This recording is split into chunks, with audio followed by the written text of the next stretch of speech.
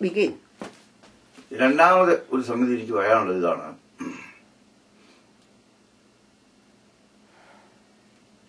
ദൈവം വസിക്കുന്ന മന്ദിരമാണ് നമ്മളുടെ എന്ന് പറഞ്ഞാൽ അതിൽ ഒത്തിരി കാര്യങ്ങളുണ്ട്. ഇതെല്ലാം നിഗൂഢമായി കിടക്കുകയാണെന്ന് ഞാൻ പറയുമ്പോൾ നിങ്ങൾക്ക് പലർക്കും മനസ്സിലാക്കാൻ സാധിച്ചിട്ടില്ല. ആരും അതിനെക്കുറിച്ച് ചിന്തിച്ചിട്ടില്ല. കാരണം ബൈബിൾ എടുക്കാൻ പോലും അറിയാൻ പാടില്ലാത്ത പല ആളുകളുമുണ്ട്. അവരൊക്കെ എങ്ങനെയാ നിഗൂഢമായി കിടക്കുന്ന കാര്യങ്ങൾ മനസ്സിലാക്കുന്നത്? അത് പശ്ചാത്മാവ് പ്രാപിക്കാൻ തക്കവണ്ണം അവർ ആഗ്രഹിക്കുന്നുമില്ല. അവർ ഇതിഹാസത്തിന്റെ പുറകെ നടക്കുന്നു. ഞാൻ അതിനൊന്നും കുറ്റം പറയുന്നില്ല. ഇത് ആദാം മുതലേ വന്നിട്ടുള്ള മിസ്റ്റേക്കാണ്. അതിനെ അതിജീവിക്കാൻ തക്കവണ്ണം ദൈവം വളരെയധികം നഖശികാന്തം ദൈവം പ്രവർത്തിച്ചു. ഒരുപാട് ശിക്ഷകൾ കൊടുത്തു ജനങ്ങൾക്ക്. പിന്നെ യേശുവിനെ വിട്ടു. അവനെയും അറിഞ്ഞില്ല. ഇപ്പൊ പശുതാത്മാവ് അവനെയും അറിയേല എന്ന് പറഞ്ഞു. ലോകം അവനെ അറിയില്ല. എന്നാൽ അവന്റെ ആത്മാവ് പ്രവേശിക്കാൻ തക്കവണ്ണം ഞാൻ പല പ്രാവശ്യവും പറഞ്ഞു, നിങ്ങൾ നീതി പ്രവർത്തിക്കുക, ദയാ തൽപരായിരിക്കുക, ദൈവത്തിന് സറണ്ടർ ചെയ്യുക. 2 ഞാൻ ശുദ്ധിയുള്ളവരായിരിക്കുന്നതുപോലെ നിങ്ങളും ശുദ്ധിയുള്ളവരായിരിക്കും. 1 കൊരിന്ത്യർ 13 പറയുന്നു, ഞാൻ വിശ്വാസം, പ്രത്യാശ, സ്നേഹം, ഈ ഇത്രയും ഗുണങ്ങൾ ഉണ്ടെങ്കിൽ നിങ്ങളുടെ അടുത്തുനിന്ന് പരിശുദ്ധാത്മാവ് മാറ്റിയില്ല. തന്നെയല്ല, നിങ്ങൾ ബൈബിള് ഞാൻ ഈ പറഞ്ഞിരിക്കുന്ന പോലെ സൗരഭ്യവാസന. ഇവിടെ 4 പാത്രമുണ്ട്. ഇത് പിതാവിന്റെ പാത്രമാണ്. ഈ ദൈവവചനം നിറച്ച് സൗരഭ്യവാസന ആ കുടുംബത്തിൽ, സന്തുഷ്ട കുടുംബജീവിതത്തിൽ എല്ലാവരിലും പരത്താൻ തക്കവണ്ണം പിതാവിന്റെ ഉത്തരവാദിത്തമാണ്. അത് ചെയ്തേ മതിയാവൂ. അമ്മമാരെ സഹായിക്കണം, മക്കൾക്ക് വേണ്ടുന്ന സതുപദേശം കൊടുക്കണം. അത് ഞാൻ പറഞ്ഞു. ക്രിയാത്മകമായിട്ട് എങ്ങനെ ചെയ്യണം എന്നൊക്കെ ഞാൻ പറഞ്ഞിരുന്നു. വീണ്ടും പറയാണ്. ഇനി ദൈവം വസിക്കുന്ന മന്ദിരം എന്നുള്ളതിനെ സംബന്ധിച്ച് നമുക്ക് ഒരു വിഷയം എടുക്കാം. 1 കൊരിന്ത്യർ 3:16-17 നമുക്കെടുക്കാം.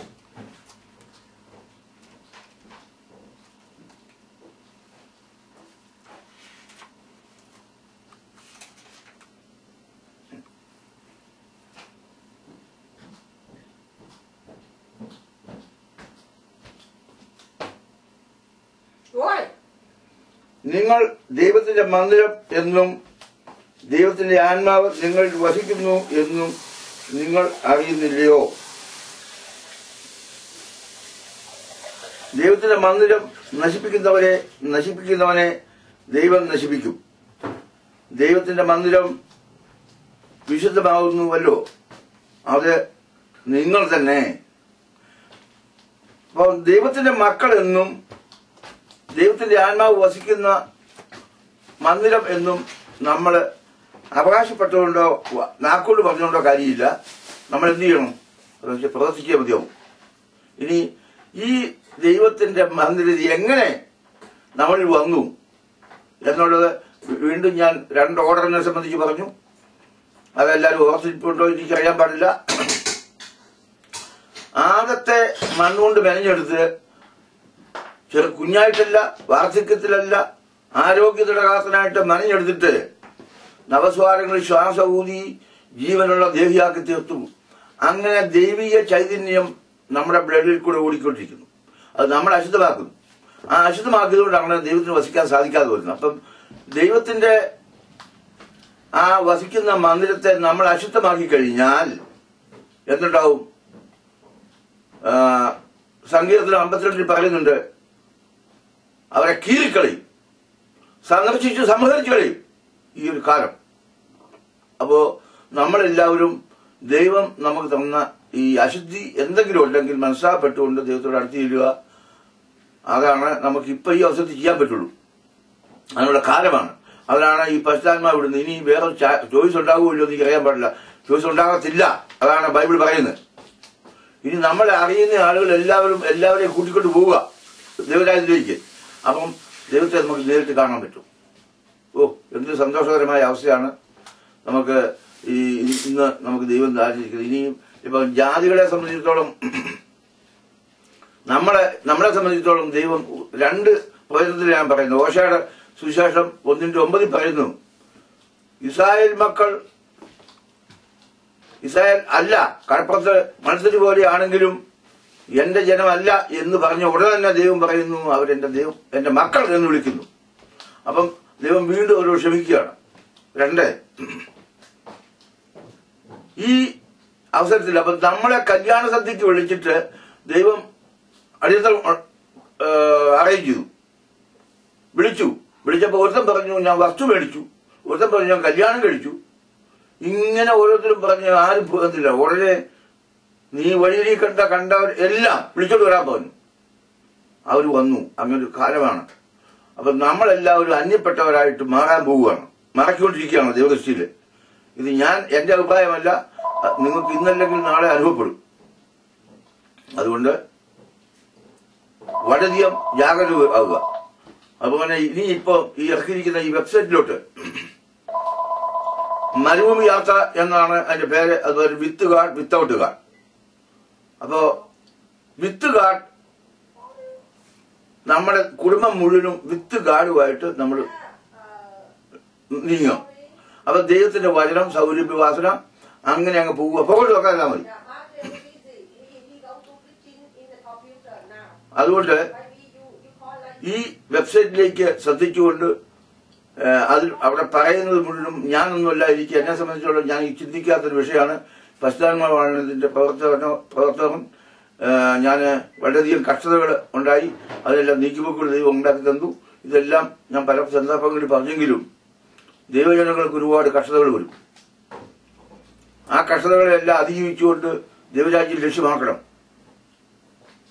ഇതല്ലാതെ നമുക്ക് വേറൊരു ചോയ്സുമില്ല. ഈ പരിശുദ്ധാത്മാവ് എന്നൊക്കെ പറയുന്നത് എന്നോട് ഈയിടെ ഞാൻ ഒരാളുമായിട്ട് സംസാരിച്ചപ്പോൾ എന്റെ വെബ്സൈറ്റ് കണ്ട ആള് പറഞ്ഞു, നിങ്ങൾക്ക് മാത്രമേ പരിശുദ്ധാത്മാവ് കിട്ടുള്ളൂ. ഞാൻ പറഞ്ഞു അതിന് ഒരു മസാല, ഒരു മപ്പാസ് വെക്കണമെങ്കിൽ അതിന്റെ എല്ലാ അവയവങ്ങളും അതിന്റെ റെസിപ്പി എല്ലാം കൂടെ വേണം. ഉപ്പ്, മുളക്, ഏലക്ക, ഇങ്ങനെയുള്ള എല്ലാ കാര്യങ്ങളും ചേർത്തെങ്കിൽ അതിന് നല്ല ടേസ്റ്റ് കിട്ടുള്ളൂ. പരിശുദ്ധാത്മാവ് നമ്മളെ അശുദ്ധിയുള്ളവന്റെ അടുത്തോട്ടൊന്നും വരത്തില്ല, ശുദ്ധിയുള്ളവരാണ്. അതുപോലെ തന്നെ ദൈവത്തെ സംബന്ധിച്ച് വിലമതിപ്പുള്ളവരായിരിക്കണം, ദൈവരാജ്യം ലക്ഷ്യമാക്കുന്നവരായിരിക്കണം. അങ്ങനെ ഒരുപാട് ക്രൈസ്തവരാണ് ഞങ്ങൾ പള്ളിയിൽ പോകുന്നുണ്ട്, കുർബാനകൾ കാണുന്നുണ്ട് എന്ന് പറഞ്ഞുകൊണ്ട് കാര്യമില്ല.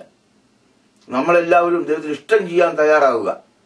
അതിന് നമുക്കിതിന് ഈ 2 സംഗതിയാണ് ഞാൻ മുമ്പൊരിക്കൽ പറഞ്ഞെങ്കിലും വീണ്ടും ഒന്നുകൂടി പറയാണ്.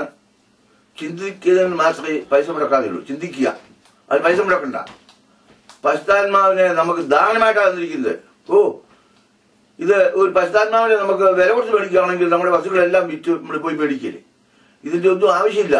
നമ്മളെല്ലാവരും രക്ഷപ്പെടണം. ദൈവത്തിന്റെ മന്ദിരമാണ്. ആ മന്ദിരം നശിക്കാത്ത വിധത്തിൽ പരിശുദ്ധാത്മാവിന് വേണ്ടുന്ന പല കാര്യങ്ങളും ചെയ്തതും. ഇനി ഞാൻ പറഞ്ഞല്ലോ മുമ്പ്, ദൈവം ഓരോവിനെയും